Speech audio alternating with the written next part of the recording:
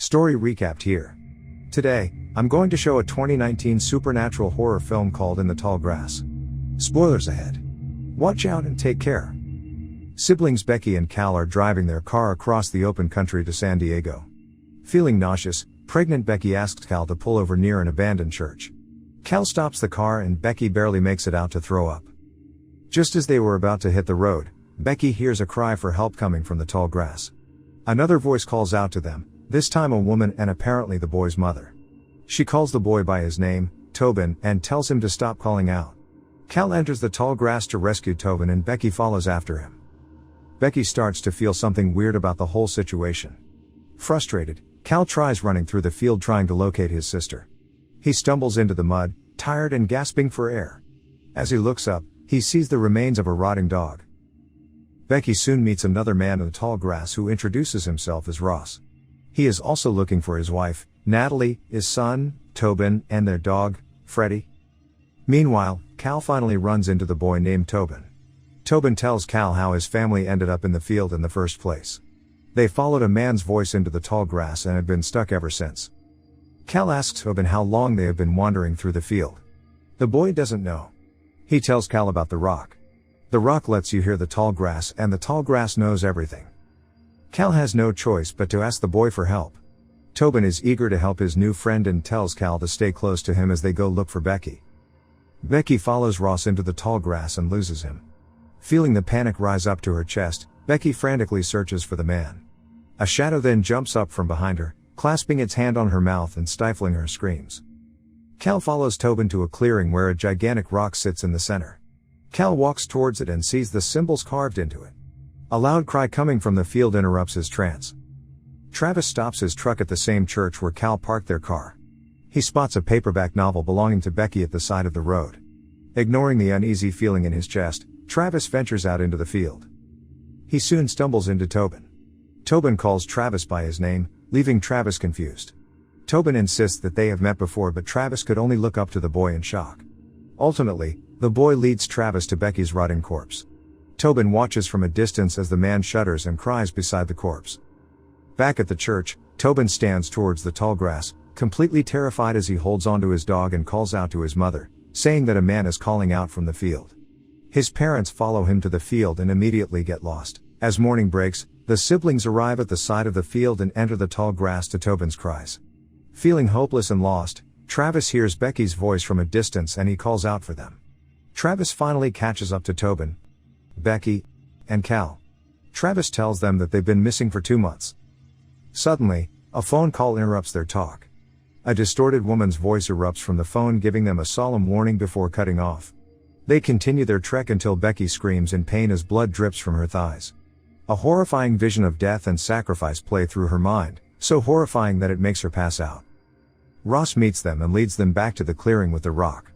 The atmosphere turns ominous as Ross marvels at the entity in front of them. He tells them that the way out is to touch the rock. Suddenly a woman appears from the tall grass. It's Natalie, Tobin's mom. She shields her son as she warns her husband to stay away from them. As she looks over at Becky, she gasps. She insists that she saw Becky and that she was dead. Ross insists that Natalie's only confused. Becky grabs her stomach from the pain and another vision passes through her mind. She sees the grass people and Ross with milky white eyes and a sinister smile on his face.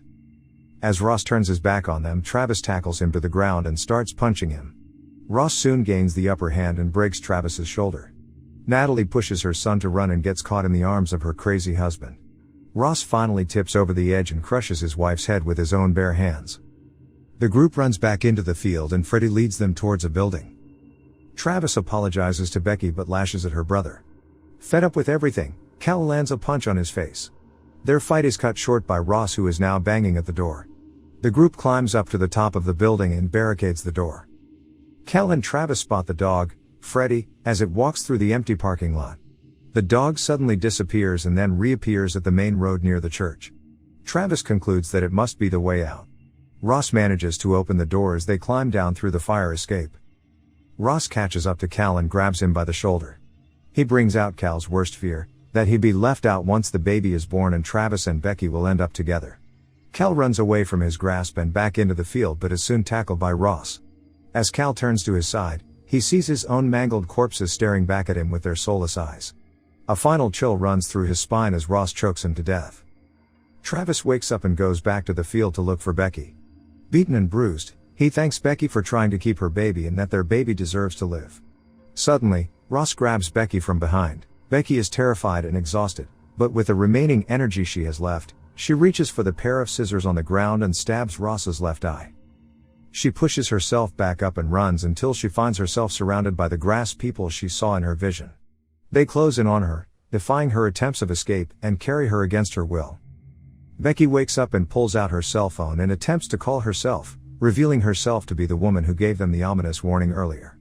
As she drops her phone in pain, she sees the carvings on the rock, bearing the prophecy of her own pregnancy. The ground breaks before her, revealing the roots underneath the rocks. Thousands of babies, dead and alive, wriggled in the roots beneath her, all crying for help. Becky screams at the horrifying sight of what seems like the fate of her daughter. With one last push and scream, she passes out. The full moon shines above her as Becky wakes up in a dazed state. Cal is feeding her something. Betty asks what she's eating and his brother responds that it's only grass. As the blood drops on the ground, Becky soon realizes that something isn't right. She turns her head and spots her dead daughter. He's been feeding her the baby all this time. Petrified, she turns back to Cal, who is now Ross. Travis finds Becky near the rock. He taunts Ross to come out. A grinning Ross appears from behind, landing a punch on his face. He pins him on the ground, but Travis gains the upper hand and kicks him off. Ross retrieves a broken bone from the mud and slams it onto Travis's face before finally stabbing him in the stomach. Suddenly, Becky rises up with her last ounce of energy and strikes Ross's right eye. This buys them a bit of time as Travis hits back at him by smashing his face against the rock. A struggle ensues and Tobin watches in horror as Travis finally strangles his father to death. Clutching his dead girlfriend, Travis sobs. He glances back behind him and knows that there's only one way out of here. He finally places his palm on the surface and is gripped into a vision. His eyes roll back as he sees the hundreds of paths that could take them outside. Travis leads Tobin to an escape path. He turns to him and gives the boy Becky's necklace. He grabs the boy and pulls him up towards the grass. Once he's down, Tobin finds himself inside a room. He walks towards the solitary door and realizes that he's inside the church. He makes his way just in time to see Becky's car pulling up the side of the road. Tobin runs towards them with all his might and screams at them. He tells them to get inside the car and to not go in the tall grass. Seeing that they're not convinced, he pulls out the necklace that Travis gave him. Becky asks where he got the necklace and Tobin says he got it from Travis. Becky tells his brother to stop and that there is something really weird going on. They all pile back into the car and Tobin watches the window as he anxiously waits for the car to start. Becky tells Cal to turn back and take Tobin to Topeka. Travis, still trapped within the field, smiles and collapses on the ground. He knows that Becky and his baby are safe and sound. With this, he takes one final look at the sky and closes his eyes. Subscribe to watch more videos like this. Turn on notifications. And leave a like, it really helps the channel out. Thank you for watching.